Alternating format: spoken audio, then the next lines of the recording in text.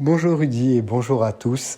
Un premier chiffre, 9 milliards d'habitants sur la planète Terre en 2050. Cela nous laisse donc penser qu'il y a un vrai sujet qui va être demain, comment générer de la consommation alimentaire saine et donc empreinte de protéines. Et pour ça, on a trouvé quasiment une solution, mettre les insectes sur nos assiettes très très rapidement.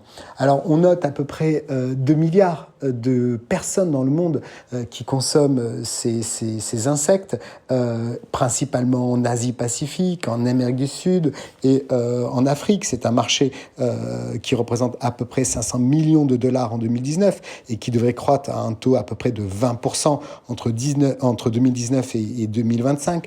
On note à peu près l'équivalent de 2000 espèces d'insectes comestibles dans le monde. Donc, on se dit que le marché est extensible à souhait et avec de plus en plus des schémas où l'Europe commence à vouloir et imaginer consommer ces fameux insectes avec la loi qui date d'il y a à peu près simplement un an, en janvier 2020, qui a permis pour les autorités sanitaires européennes la consommation de ces insectes dans nos assiettes. Alors, Gilles Belaïch, cela s'apparente à une véritable révolution.